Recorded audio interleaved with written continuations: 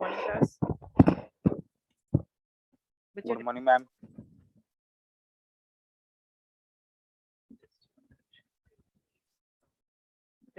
Roll number 1.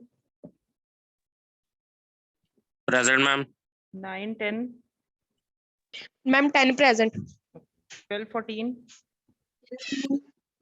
Yes, 12 ma'am. present, 14 present. 16, 22. Present, ma'am. 16. 22 present, ma'am. Okay, Priyanshu. After a long time. Yes, ma'am, present. Anji, पता चल गया. 29 and 33. Yes, ma'am, 33. Okay. 37, 41. Ma'am, 37. Okay. 41 present. हाँ जी, ठीक है. 42, 53. 42 present, ma'am. Okay, 53 भी present है. 53 present, ma'am. 54, 56. ठीक है बच्चे. 54 present है. 56. 54 ma'am present. 56. 58, 59. Ma'am, 59 present, ma'am. Ma'am, 59. 60. present, ma'am. 60. 56 नहीं है ना. 56 and 58. Present 50. 58 present. Okay, Prithpal. मैं बाद में absentees बोल देती हूँ. फिर 61 present है. 63 present है. Then 65, 67. मैं 67 present. Okay.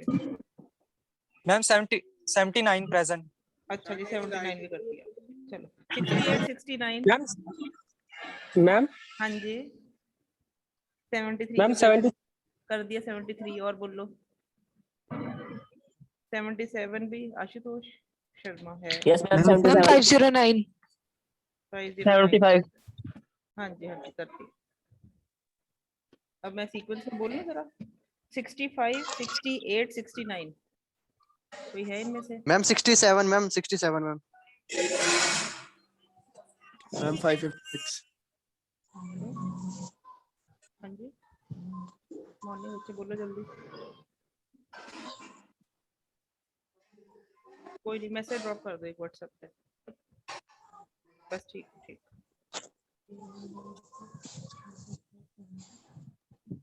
हाँ जी. 68, 69 में कोई है? 74, 75, 76. 74 प्रेजेंट है. 75, 76. Ma'am 74. 75 Okay, 76. Okay, fine. If 1505, 1506. Ma'am, 1506. Okay. 810, 1508, 1510. Ma'am, 8 present. Okay, 10, 12, 15, 15, Present, 12, ma'am. Ma'am, present, ma'am. 15. Yes ma'am Okay, okay. 16 भी present है. Fine. Then 18, 19, 20. 19, Present, 20. ma'am. 19. Okay. 20 present है. 18 है. 21, 25, 29. 20 लगा दी बच्चे मैंने. Ma'am, 29. 29 भी कर. Ma'am, 21. करण, आज पहला लेक्चर है क्यों भाई? Ma'am, वैसे. Yes. 21, 25. है कोई? Ma'am, 21. Okay. Then 30, 31.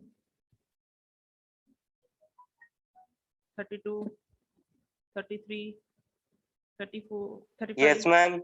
Yes. 33, ma'am. 33 present. Okay. 35. Yes, ma'am. Okay. 36.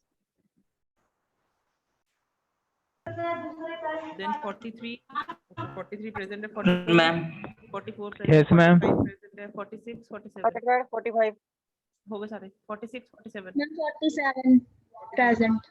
46 रह गया सोनू. Ma'am, present, ma'am. 46. अब एब्सेंटी सुन लो जो नहीं आए. Roll number 29, then roll number 56, then roll ma'am number 56 present. 56 present. Okay. Then 65 Khushboo. Then Gurdeepak Jayprakash. है कोई दोनों में से? Present, ma'am, 65. Okay. Gurdeepak and Jayprakash. Then 76 Vicky. 1505 Meena, 1510 Shankar, 1518 Himanshu, 1525 Sonu Bhardwaj, 30 Devpreet, 30 Devjeet, 31 Devpreet, 32 Akash, and 36 Deepak. These are the absentees only. Fine. Fine. Last time हमने linear search का programme किया था, ठीक है? That is a different concept जो कि तुम्हारा प्रैक्टिकल पॉइंट ऑफ व्यू से मैंने करवा दिया था. उसको सिर्फ प्रैक्टिकल पॉइंट ऑफ व्यू के लिए रखना आपने. Today I will be starting, मैंने कहा था आपको उसके बाद बाइनरी सर्च करवाएंगे. This is a part of your practical as well as your theory. Theory में mentioned नहीं है, but it can be asked because it's a part of divide and conquer strategy. Today I'll be starting with you people the next chapter. That is the divide and conquer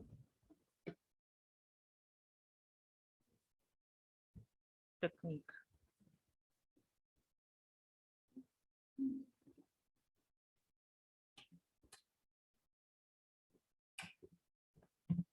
Till this chapter you will be asked to attempt the questions in MSG1. 3 chapters आएंगे आपके. Fine. मेरी कोशिश होगी ये chapter complete करने की. Chapter 3 है divide and conquer technique. I hope you have gone through this name, this technique's name. सुना है? Divide and conquer. Yes, ma'am. क्या होता है? Anyone? मैम तोड़ के और राज करना. हाँ जी, तोड़ो और राज करो जो अंग्रेजों का था. डिवाइड एंड रूल कहते थे ना वो. Divide and conquer. ठीक है, उसका कहने का मतलब है पहले उस प्रॉब्लम को डिवाइड करो. A single problem has to be divided into a number of sub problems and then you have to conquer. मतलब उस पे जीत हासिल करो. जीत कैसे? By solving it. ठीक है? By solving the sub problems and then last में ना अगर आप इस टेक्निक के इन डिटेल्स जाओगे तो they will define this technique in 3 phases: divide, conquer and merging. पहले डिवाइड करो प्रॉब्लम को. कई जगह पे जाके ना जैसे मतलब इसकी एक्सप्लेनेशंस हैं, ऑल डिपेंड्स. कहीं इसको एक थ्योरी पॉइंट ऑफ व्यू से सीधा लिख देते हैं, कहीं इसको 3 phases में लिख देते हैं. The first phase deals with divide phase, the second phase deals with conquer. उस पे जीत कैसे हासिल करनी है. अब जैसे जीत हासिल होगी या सॉल्व होगी, प्रोसेस होगी, then the third is the merging phase. Then you need to combine the sub problems in order to give the solution of a single problem. सारी सब प्रॉब्लम्स के सॉल्यूशंस को मर्ज करके वो सिंगल प्रॉब्लम का solution आपके पास attain हो जाएगा. इन 3 phases में ये टेक्निक काम करती है. राइट? बस घुमा फिरा के वही बात लिखनी. या जैसे आपने जो की थी टॉप डाउन अप्रोच, जो टॉप डाउन अप्रोच आपने डाटा स्ट्रक्चर्स में की थी उसी तरीके की है ये. कि टॉप की प्रॉब्लम आपको पता, उसके ऊपर आप सब प्रॉब्लम्स में उसको डिफाइन करके then solving the sub problems and then afterwards combining the solution to sub problems. उसके इक्विवेलेंट चलेंगे. ठीक है, तो in this lecture I will be discussing only the introduction part to divide and conquer strategy. ठीक है, and in my last lecture, depending on this technique, there are some applications. ये कहाँ पे applicable है? जैसे one of the application is binary search.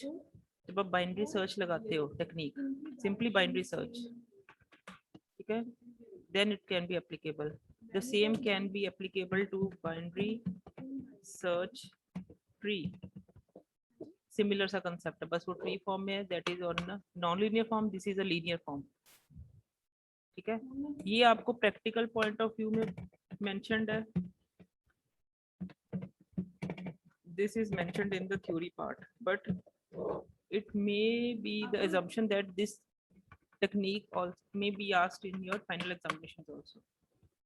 क्योंकि similar है ना, उसी का कंसेप्ट है तो पूछी जा सकती है. इसलिए मैंने इसको ना उस दिन प्रैक्टिकल में मेंशन ना करके कहा कि इसको थ्योरी प्लस प्रैक्टिकल दोनों में मेंशन करेंगे. इसलिए मैं इसको आज करवाऊंगी, ठीक है। ये लास्ट लेक्चर में हम करेंगे बाइनरी सर्च से। देन बाइनरी सर्च ट्री करना हमने, afterwards we have to apply the quick sort technique. Again, you have already done in the data structures subject. And the last is the technique we are going to do is the merge sort. Fine. ये 4 techniques हमने पढ़नी है और ये हम इस week में most probably खत्म करेंगे. And these all 4 will be asked in your MSU1. Fine. अब हम सबसे पहले देखते हैं, जस्ट पहले समझ लो, ठीक है। मैंने उस दिन आपसे ट्यूटोरियल का लिंक सेंड किया था, दिस वन, ठीक है। इसमें आप देखो कोई एल्गोरिदम की डेफिनेशन देखनी है, कैरेक्टरिस्टिक्स हैं, उसके एडवांटेजेस या डिसएडवांटेजेस, इस तरीके से ना आप इसको ना देख सकते हो टॉपिक वाइज टॉपिक। अगर आपसे कुछ पूछा जाता है तो आप उसको अटेम्प्ट कैसे करोगे, एल्गोरिदम की नीड क्या है, कुछ भी, ये बेसिक चीज है एनालिसिस में, स्पेस टाइम, ठीक है। स्पेस में आप उतना लिमिट तक लिखोगे ना, लाइंस ऑफ प्रोग्रामिंग, कोई एक प्रोग्राम का लाइन ऑफ कोड कैलकुलेट करके दिखा दो, टाइम कॉम्प्लेक्सिटी में टाइम कैलकुलेट कर दो, वर्स्ट केस, जनरली 3 टाइप के एनालिसिस हम करते हैं उस तरीके से। ये मैंने आपको उस दिन लिंक भेजा था कि आप इस पे चेक कर लो, ठीक है। Today I am starting with divide and conquer. Divide and conquer क्या है? Is an algorithmic pattern. In this, basically the design is to break the input into minor pieces. In this technique, the technique is focusing on breaking the input into minor pieces, ठीक है। Decide the problem on each of the smaller pieces and then merge the previous wise solution into a global solution. वही बात की मैंने, ठीक है। Design क्या कहता है कि एक इनपुट लो, उस इनपुट को ब्रेक करो into minor pieces, then problem, decide the problem on each of the smaller pieces, सबके ऊपर एक प्रॉब्लम का सॉल्यूशन फाइंड आउट करो, उसका सॉल्यूशन क्या है उस लेवल तक, and then merge the piece wise solution into a global solution. This mechanism of solving the problem is called the divide and conquer strategy. Fine. Simple सी बात है. Theory point of view से आपको इस subject में कभी भी दिक्कत नहीं आएगी. थ्योरी क्योंकि हर सब्जेक्ट में आप इस लेवल तक पहुंच जाता है, आपको थ्योरी लिखनी आ जाती है. प्रॉब्लम आती है एल्गोरिदम से, उनको लिखने वक्त टेक्निक्स को समझना, क्योंकि टेक्निक सही वर्क करेगी then only you will be writing the algorithm. अब डिवाइड एंड कॉन्कर जो है 3 स्टेप्स में हमने इसको डिवाइड किया है. तुम उसको 2 स्टेप्स में लिखना, 2 में लिख सकते हो, 3 में लिखना, 3 में लिख सकते हो. तो पहले बोला ऑल डिपेंड्स, डिफरेंट बुक्स इसको कैसे लेके चलती है. होते तीनों फेजेस में, कई बुक्स मेंशन नहीं करती थर्ड फेज, कंबाइन फेज या मर्ज फेज, कई मेंशन कर देते हैं. Divide the original problem into set of सब प्रॉब्लम. सबसे पहले डिवाइड एंड कॉन्कर क्या कहता है, जैसे क्विक सॉर्ट में भी हमने किया था. अगर क्विक सॉर्ट को रिकॉल कर पाओ तो ठीक है, नहीं तो बाइनरी सर्च को रिकॉल कर लो. बाइनरी सर्च अगर याद आपको, मैंने बुक की एग्जांपल दी थी. एक बुक है आपकी 300 पेजेस की, तो बाइनरी सर्च क्या कहता है, सबसे पहले mid of the book calculate करो, then go for the searching value कि वो लेफ्ट मिड में है कि राइट मिड में है. तो वो ओरिजिनल प्रॉब्लम को सब सेट ऑफ सब प्रॉब्लम से डिवाइड कर दिया, क्योंकि अगर लेफ्ट सब हाफ में है, फिर उसके बाद देखो उसका लेफ्ट है कि उसका राइट है, फिर उसका लेफ्ट है कि उसका राइट है. Go on still we attain the value at some mid value या mid point. ऐसी सर्च तब तक करती रहे जब तक कोई मिड वैल्यू पे हमारी सर्च सक्सेसफुल नहीं होती. अगर सक्सेसफुल मिड वैल्यू पे नहीं होती, इसका मतलब वो थी ही नहीं प्रॉब्लम में. ठीक है, तो सबसे पहले स्टेप इसका डिवाइड एंड कॉन्कर टेक्निक का क्या कहता है, to divide the problem into sub problems. Then the conquer phase tells that solve every sub problem individually, recursively. हर प्रॉब्लम को रिकर्सिवली, क्योंकि सेम तब तक हमने उसको तोड़ी जाना है और उसको सॉल्व कर. जैसे मान लो मेरा फर्स्ट है 300 पेजेस की बुक में से मैंने 300 पेजेस की बुक में से उसका मिड कैलकुलेट किया, it comes out to be 150. ठीक है, अब 150 के इधर भी कुछ पॉइंट्स हैं, इधर भी कुछ पॉइंट्स हैं. ठीक है, अगर इसके मिड में, इसका मिड लेफ्ट हाफ में मुझे पता था, फिर इसका मिड कैलकुलेट होगा इस हाफ का. अगर इसके मिड पे नहीं मिलता तो ये फिर से सब प्रॉब्लम में डिवाइड हो गया. तो ये सब प्रॉब्लम को सॉल्व करना इंडिविजुअली। सब प्रॉब्लम्स पहले तो तोड़नी तब तक है जब तक वो टूट सकती है। सेकेंडली वो सेम रिकर्सिव प्रोसीजर हमने हर बार लगाना है सॉल्व करने के लिए, क्योंकि सब प्रॉब्लम पे भी यही सोल्यूशन लग रहा है। अगर लेफ्ट हाफ में मैं कहूँ कि मैं पहुंच गई, मान लो मैंने सर्चिंग वैल्यू थी मेरी 120, let it be the 120 is a searching value, तो मुझे पता 120 150 से छोटा है तो ये लेफ्ट हाफ में मिलेगा। ठीक है, तो जब लेफ्ट हाफ में मुझे पता चला अब मेरी एरे ये है इतनी, इस पे मैंने रिकर्सिव प्रोसीजर वही लगाया ना जो ओरिजिनल पे लगाया था, कि उसका मिड कैलकुलेट करूंगी, फिर उसका लेफ्ट राइट हाफ चेक करूंगी एंड गोइंग ऑन। तो ये रिकर्सिव प्रोसीजर है कि सब प्रॉब्लम्स को अगर हम डिवाइड भी कर रहे हैं तो सब प्रॉब्लम्स पे भी रिकर्सिवली वही प्रोसीजर लगा रहे हैं जो ओरिजिनल प्रॉब्लम पे लगाया था हमने। ठीक है, और जब तक वो और नहीं टूट सकती, यानी कि वो इंडिविजुअली सॉल्व नहीं हो सकती, तब तक वो रिकर्सिव प्रोसीजर लगाते रहते हैं हम। देन लास्ट में हम क्या करेंगे, we put together the solutions of the sub problems to get the solution to the whole problem, जैसे मैंने इसको इस वे में शो किया लाइक दिस। ठीक है, the problem is there, I divided the problem, let it be for example into 2 sub problems. You have to draw the diagram into n sub problems. इस तरीके से नहीं, आप इसको n की फॉर्म में शो करोगे कि so on। यहाँ पे एक और सब प्रॉब्लम है, सब प्रॉब्लम n, ये सब प्रॉब्लम 1 है, ये सब प्रॉब्लम 2 है, so on till n सब प्रॉब्लम्स। इस तरीके से डायग्राम बनाओ, 2 पे ना स्पेसिफिक हो जाता है। Got it my point? Diagram को कैसे मॉडिफाई करोगे आप थोड़ा? All of you clear with the diagram? Yes ma'am. Yes, ma'am. Fine, ठीक है, वो सब प्रॉब्लम्स है, फिर उनके सॉल्यूशन है। सब प्रॉब्लम 1 का सॉल्यूशन, देन सब प्रॉब्लम 2 का solution, then sub problem n का solution, and the solution is combined to get the solution to the original problem. In this way you will be doing this. Next अगर इसको हम देखें, इसके examples हैं, तो examples हो गई या इसकी एप्लीकेशंस हो गई मैक्सिमम एंड मिनिमम प्रॉब्लम को फाइंड आउट करने के लिए इन सम ऑफ द टेक्निक्स। ठीक है, बाइनरी सर्च, सॉर्टिंग में मर्ज सॉर्ट और क्विक सॉर्ट पे अप्लाइड है। टावर ऑफ हेनॉई बहुत इंपॉर्टेंट एक प्रॉब्लम है जो कि सॉल्व होती है, but it can be asked at your B Tech level, ये तुम जरूर करोगे, बहुत फेमस ये प्रॉब्लम है टावर ऑफ हेनॉई। ठीक है, नेक्स्ट अगर बात करें कि डिवाइड एंड कॉन्कर किसके ऊपर बेस्ड है या इसका प्रिंसिपल क्या है, इसका प्रिंसिपल, क्योंकि मैंने इसको कहा है this is a recursive procedure,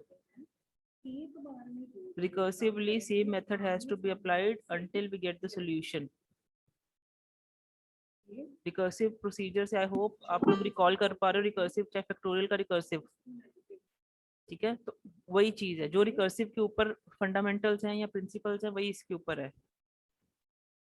ठीक है, पहला क्या है रिकर्सिव में कि it is based on the relational formula. Relational formula here we refers to the formula जिसके बेस पे प्रॉब्लम ब्रेक होगी, या जो भी हम कहें कि उसका क्या मतलब काम क्या है। जैसे हम कहते हैं कि फैक्टोरियल है, if I'll be writing over here factorial, factorial में relational formula क्या है कि every time I have to calculate the factorial by taking the same and multiplying it with the I, this is a formula। मतलब I के साथ वो multiplication दे रहा था kind of।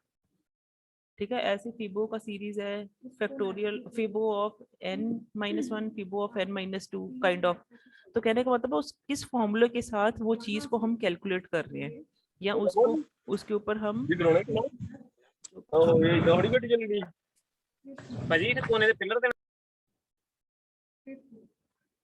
ठीक है किस टेक्निक से या किस फॉर्मूले से हम उसको रिकर्सिव प्रोसीजर को कैलकुलेट कर रहे हैं, चाहे वो फीबो का है, चाहे फैक्टोरियल का है, चाहे आपका क्विक सॉर्ट भी है। ठीक है, हम उसमें कर रहे थे ना, लेफ्ट पे क्विक सॉर्ट अप्लाई कर रहे थे, राइट बाउंड पे क्विक सॉर्ट अप्लाई कर रहे थे।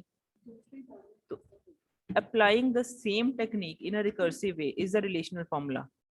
ठीक है, here we write the generation of the formula we apply, that generation of the formula depends on how to break the problem recursively। And to solve the broken sub problems किस level तक टूटी हैं ताकि वो individually solve हो सके। ठीक है, next is the stopping condition. Her recursive method में एक बेस कंडीशन जिसको हम बोलते हैं, अगर आपको रिकर्सिव में वो वाली थ्योरी पॉइंट से याद है तो बेस कंडीशन होती है ना। ठीक है, तो ये बेस कंडीशन क्या है जिसको हम टेस्टिंग या बेस कंडीशन कह रहे थे। एक तो ये था कि आप कैलकुलेट कर रहे हो किस लेवल तक जाना है, एक बेस कंडीशन कि कहाँ पे आके स्टॉप करना है। जैसे फैक्टोरियल का केस ही है, वो 1 पे आके स्टॉप कर जाता है। फिबोनाची का केस है, ठीक है, ऐसे उसके भी base condition fibo of 0 fibo of 1 defined already होती है। ऐसे ही होता था, हाँ कि नहीं? Yes, ma'am. फिबो का क्या होता है? तुम पहला एलिमेंट देते हो, fibo of 0 is equal to 1, 0 element या फर्स्ट एलिमेंट का।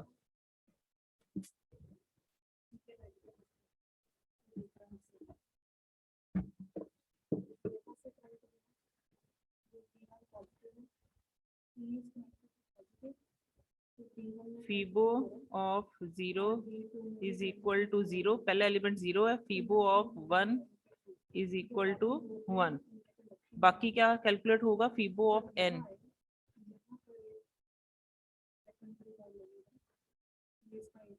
n क्या होता है? n minus 1 plus n minus 2, ऐसे ही होता था। बच्चे प्लीज अपने आप को अनम्यूट मत किया करो, ठीक है। n-1 और n-2 के ऊपर फिबो की बेस्ड है, जो कि लास्ट में रिकर्सिवली कहाँ स्टॉप होगा। अगर वो 0 पे पहुंच जाता है तो 0 वैल्यू पुट कर दे, 1 पे पहुंचता है तो 1 वैल्यू पुट कर दे। This is the stopping condition, ठीक है। तो इस तरीके से हमें रिकर्सिव मेथड्स में एक स्टॉपिंग कंडीशन देनी है, नहीं तो रिकर्सिव मेथड क्या होगा? इनफाइनाइट लूपिंग में चला जाएगा, ठीक है। Stopping condition tells you for how much time we need to apply divide and conquer strategy so that we can stop our recursive steps. And that condition that helps us to break the recursive procedure is known as the stopping condition. Got the two things? जो recursive में था बच्चे वही similar है, बस names इसमें थोड़े modify कर दिए, ठीक है। रिलेशनल जिसने की फॉर्मूला बताना है कि कैसे वो ब्रेक होगी, सब प्रोसीजर में कैसे टूटेगी, ठीक है। The next is the applications. वही जो पहले मैंने आपको कहा था, इसने लिखी हुई एग्जांपल्स, वही इसकी एप्लीकेशंस हैं। आपको एप्लीकेशंस अलग से आती हैं, किसी पे भी आ सकती है, ग्रीडी की आ सकती है एप्लीकेशंस, ठीक है। जितनी टेक्निक्स उसके अंदर आपने पढ़नी वो सारी उसकी एप्लीकेशंस ही हैं बच्चे। उसको एक शॉर्टेड फॉर्म में लिखना is a way to attempt that question, ठीक है।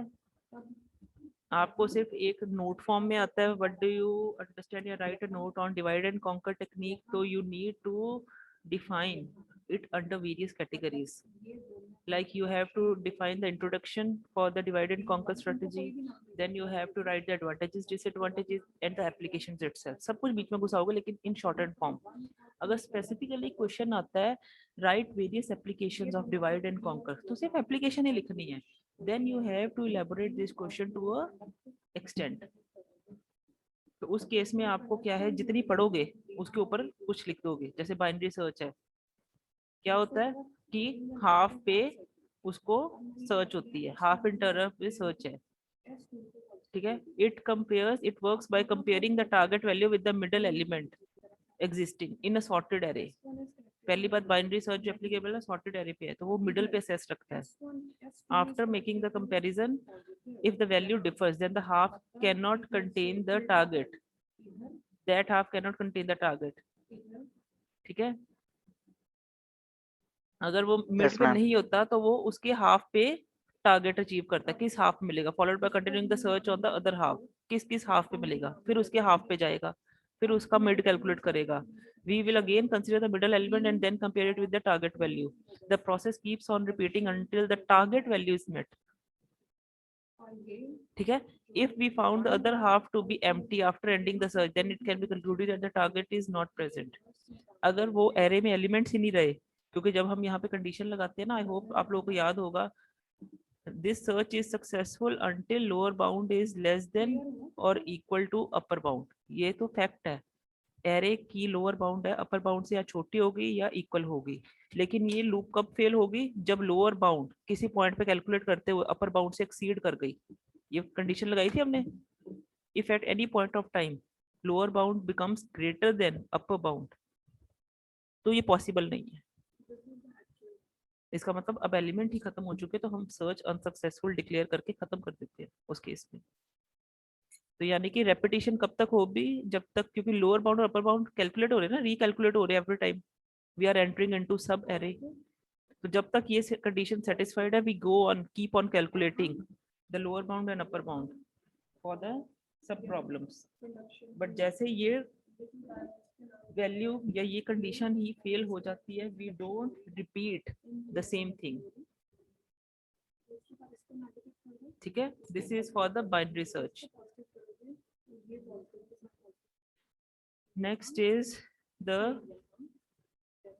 ये तो आप जैसे लिखोगे अभी ना, अभी बाइनरी सर्च हम करेंगे लास्ट लेक्चर में, उसके ऊपर इसको एक मतलब ब्रीफ पॉइंट में आप इलेबोरेट कर दोगे इस कंसेप्ट को। ठीक है, the next is your quick sort. Quick sort क्या था, एनीवन? क्वेश्चन करने का सेम तरीका जैसे उनसे करवाया। एनीवन, क्विक सॉर्ट क्या है? As you wish, आप बुक से मटेरियल लिखना चाहते हो, बुक में तो ढेरों मटेरियल भरा हुआ है, आप बुक से देख सकते हो as you wish। क्या था भाई क्विक सॉर्ट? बट एक सिंपल तरीका करने का, सबसे पहले you have to explain the circuit No one? diagram, कौन सी चीज़ किसी को रिकॉल नहीं है कर पा रहा कोई? primary point पहले आपको सेंटर उसमें आप लोगों ने क्या इतने बच्चे हो क्लास में स्टिल। सेकंड में आप लोग Quick sort is based on finding the position of a pivot element. कि अगर मेरा Pivot means एक random element. नेगेटिव ठीक है, V2 is कोई एक एलिमेंट को रैंडमली पिक करके उसकी पोजीशन को फाइंड आउट करना, क्विक सॉर्ट इसके ऊपर बेस था। वो रैंडम जो सिलेक्शन थी वो हम किसी बेस पे कर सकते थे, मेन चीज क्या है, लोअर बाउंड को सिलेक्ट कर सकते थे एज पिवट एलिमेंट, S1 को हम लोग ने lower bound of the array. मतलब उसके हर टाइम उस एरे का लोअर बाउंड पिवट वैल्यू बन जाएगा, उसका अपर बाउंड। एक्चुअल में पॉजिटिव है जैसे ठीक है, या कोई ऐसी टेक्निक लगा के पिवट को कैलकुलेट, लेकिन these are the two easiest things book को देखते हुए to have a pivot value for your array. यहाँ पर ठीक है, उस पाइवट का क्या काम होता था, सबसे पहले उस पाइवट एलिमेंट को, let it be lower bound को मैंने पाइवट वैल्यू दिया है, कंसीडर किया है, सबसे पहले मैंने उसकी लोकेशन फाइंड करनी है। After having the exact location of this pivot value in the array, then that pivot value will divide the array into two halves, two sub arrays में, क्योंकि जब उसकी पोजीशन मिल गई, मान लो वो 10 तुम्हारे एलिमेंट्स हैं, थर्ड पे उसकी पोजीशन थी,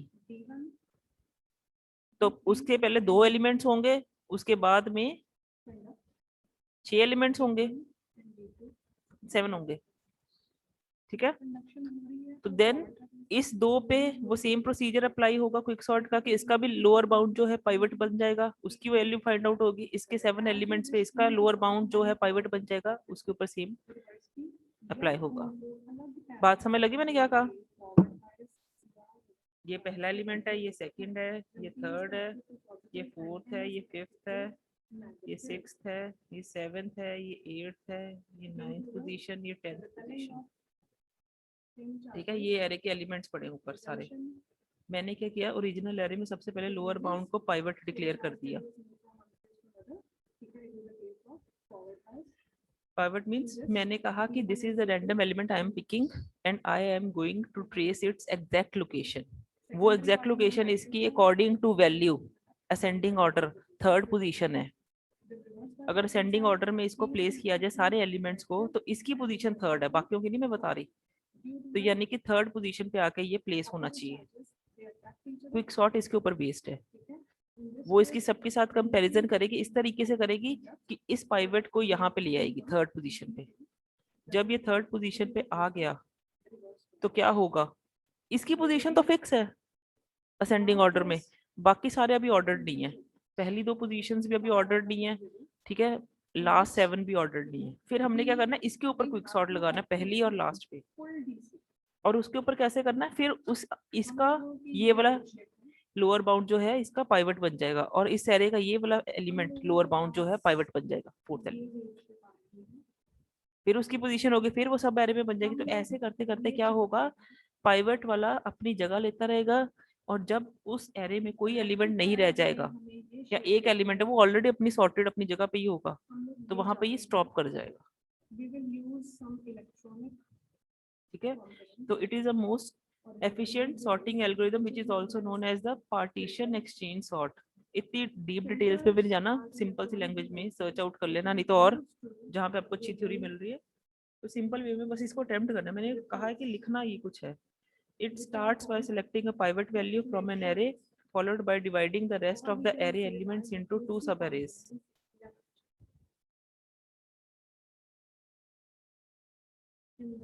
ठीक है, the partition is made by comparing each of the elements with the pivot value.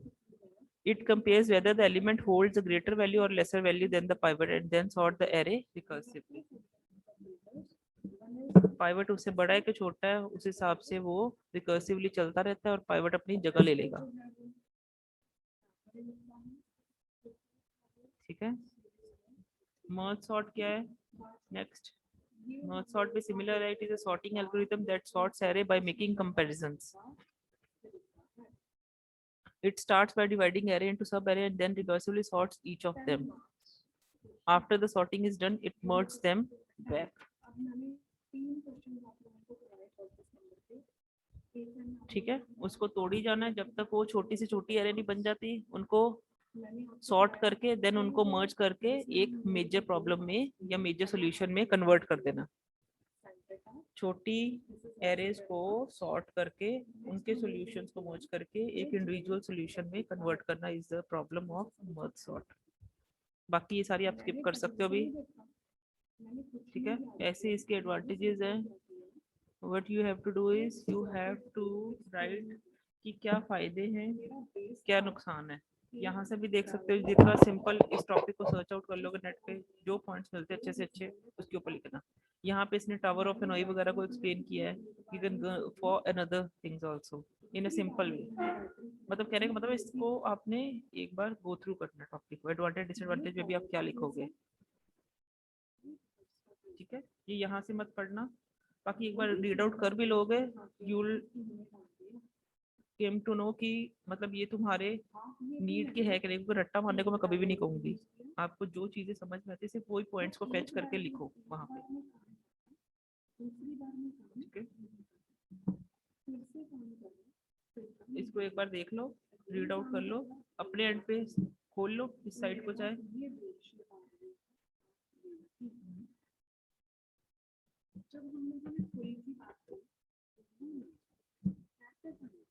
यहीं से पढ़ना, यहीं से पढ़ लो। नेक्स्ट में मैं आपको बाइनरी सर्च करवाऊंगी, पहले कल बाइनरी सर्च ट्री करेंगे हम, then quick sort and so on. इसको बाइनरी सर्च को आप प्रैक्टिकल फाइल्स में लिखोगे। अब प्रैक्टिकल फाइल में आपके 4 ऑलरेडी हो चुके हैं, insertion, bubble, selection and your linear search. ठीक है, जो पहले तीनों उनको 1A का पार्ट बना देना। इसमें देखो ना बच्चे, एक्सक्यूज मी मैम, बोलो बच्चे। मैम लीनियर सर्च का प्रोग्राम एक बार डिस्कस कर लो कि इसमें थोड़ा डाउट था मुझे। एक मिनट कर रही हूँ। ये देखो, आपने जो अपनी बनानी है ना इस तरीके से बनानी है। फर्स्ट प्रैक्टिकल में आपने अभी ये 3 लिखने हैं, मर्ज और क्विक मत लिखना क्योंकि ये 3rd चैप्टर का पार्ट है ना। इसको हम 1A पार्ट इसको बना दो, 1B इसको बना देंगे, मर्ज एंड क्विक सॉर्ट को। Got it? ओके, 1A में बबल, सिलेक्शन और इंसर्शन कर लेना ना, उस A का सब पार्ट बना लो आगे जो भी जैसे बनाने। मतलब फर्स्ट प्रैक्टिकल ही ये पूरा रहेगा यहाँ तक। उसके बाद सेकंड प्रैक्टिकल में A पार्ट आप कर लो लीनियर सर्च और उसका B पार्ट कर लेना बाइनरी सर्च। ठीक है, then we'll be going to 3rd practical this one. According to syllabus you have to write 7 practicals only in your practical file.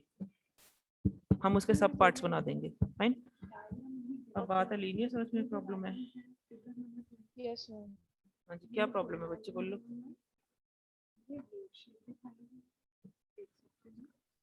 Ma'am जो उसमें लास्ट में किया था ना हमने प्रोग्राम के एंड में, मैम उसमें थोड़ी दिक्कत आ रही थी मेरी। मैंने परफॉर्म करके देखा था, मुझे थोड़ी सी दिक्कत आ रही थी। आप एक बार डिस्कस कर लो। पहले n इनपुट करो, number of elements array input कर लो। अब उसके बाद सीधा जाऊंगी सर्चिंग एलिमेंट के लिए। Data is a searching element, ये भी मैंने इनपुट करवा लिया। इनपुट डेटा, ठीक है। नाउ क्योंकि सर्च करनी है तो सर्च कहाँ करनी है, जहाँ पे एलिमेंट्स हैं। एलिमेंट्स मेरे हैं 0 से n-1 लोकेशन तक।